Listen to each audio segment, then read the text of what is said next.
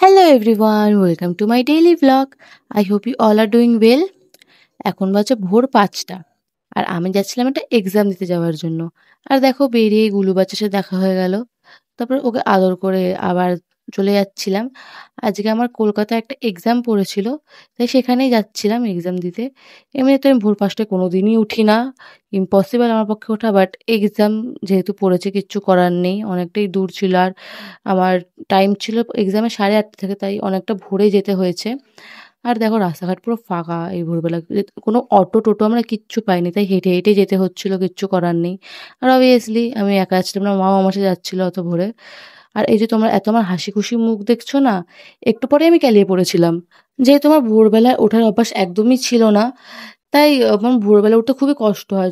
কিছু ভোরবেলা এমন কিছু উঠলে আমার শরীর খারাপ হওয়া স্টার্ট হয়ে যায়। কোনো কাজ ছাড়া বা কোথাও যাওয়া ছাড়া আমি সেরকম ভোরবেলা উঠতেই পারি না। কিন্তু এক্সাম যেহেতু যেতে তো হবে, কিচ্ছু করার নেই। তারপর আমি আমার গল্প করতে স্টেশনে চলেও এসেছিলাম। আর এই টাইম থেকে আমার শরীর খারাপ হওয়া স্টার্ট হয়ে গেছিল। বাট কিচ্ছু করার নেই। দেন ট্রেন চলে এসেছিল। তারপর ট্রেনে উঠে আমি একটু ঘুমিয়ে পড়েছিলাম। আমার আর মানে শরীরের অবস্থা ছিলই না ভিডিও করার মতো। তারপর অটোতে উঠে চলে গেছিলাম নিউ টাউনের দিকে। বিকজ নিউ টাউনে আমার এক্সাম পড়েছিল। আর এই তো আমি আর আমার নেমেও গেছি অটো থেকে। আর এখনও যেহেতু এক্সামের টাইম শুরু হয়নি, তাই আমি আমার একটু ঘুরে ঘুরে দেখছিলাম সব জায়গা। দেন আমি এখানে ওয়েট করছিলাম যে কখন এক্সামের টাইম অ্যানাউন্স করবে। তারপরে শুনতে পাই যে হ্যাঁ, মাইকে অ্যানাউন্সমেন্ট করছে যে গেট খোলা হবে, চলে আসছে সবাইকে। দেন এক্সাম দিয়ে বেরিয়ে আবার অটোতে উঠে গেছিলাম। আর আবার শুরু হয়ে গিয়েছিল বৃষ্টি। এই মরণের বৃষ্টি আমার একদম ভালো লাগে না। সারা বছর ধরে শুধু বৃষ্টিই হয়ে গেল। তারপর কলকাতা, আর কলকাতায় ট্রাফিক জ্যাম হবে না এটা তো হতেই পারে না। তো ট্রাফিক জ্যামে আটকে কিছুক্ষণ ২০-৩০ মিনিট। তারপর ফাইনালি পৌঁছাচ্ছিলাম আবার বিধাননগর স্টেশনে। আর এই দেখো দুজনে আমাদের বিধ্বস্ত লাগছে, মানে কতটা ক্লান্ত আমরা, দেখে মনে হচ্ছে অসুস্থ রুগী, এইমাত্র নার্সিংহোম থেকে বেরিয়ে এসেছি।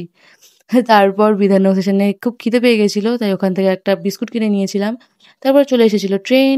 ট্রেনে উঠে আবার চলে আসছিলাম আমরা হালি শহরের দিকে। আর দেখো যতটাই আমি ফ্লেক্স পাই না কেন, কিন্তু আমার অবস্থা খুবই খারাপ হয়ে গিয়েছিল। আমার মুখ দেখেই বোঝা যাচ্ছে যে আমাদের কতটা অবস্থা খারাপ, কতটা ক্লান্ত হয়ে গেছি আমরা। তারপর হালিশহরে নেমে গিয়েছিলাম। নেমে চলে আসছিলাম বাড়ির দিকে। তারপর বাড়িতে এসে ফ্রেশ-ট্রেশ হয়ে খেয়ে একটুখানি ঘুমাতে না ঘুমাতেই বান্ধবীর ফোন এসেছিল। বিকজ বিকালে আমাদের আবার একটু বেরোনোর ছিল।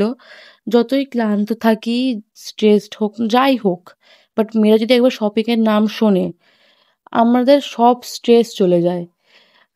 অবভিয়াসলি ভাই পুজো আসছে, তাই আমরা একটুখানি গেছিলাম কেনাকাটি করতে। তারপর একটু ম্যাডাম চলেও এসেছিল। তারপর আমরা ট্রেনে উঠে চলে এসেছিলাম কাঁচরাপাড়া।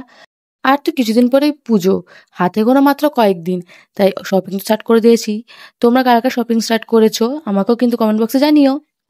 তারপর আমরা যাচ্ছিলাম একটা ব্লাউজের পিস কিনতে, আর আরো কিছু কেনার ছিল। সো আগে আমরা একটা দোকান ঢুকেছিলাম ব্লাউজের পিস দেখার জন্য। বাট সেখানে আমাদের ব্লাউজের পিস অতটা পছন্দ হয়নি। দেন আরেকটা দোকান দিয়ে আমি কিনেছিলাম একটা ব্লাউজের পিস। আর কেয়ার হচ্ছে কিছু কানের দুল কেনার ছিল। বাট আমাদের কোনো কানেরই সেরকম একটা পছন্দ হয়নি। তো আমরা ওখান দিয়ে আর কানের নিইনি। তা আমরা ওখানে আরো দোকানে দেখছিলাম, বাট আমাদের সেরকম কিছু একটা কানের পছন্দ হয়নি। তো পরে আবার বলছিলাম যে, "তুই চল, পরে আবার আসা যাবে এখানে।"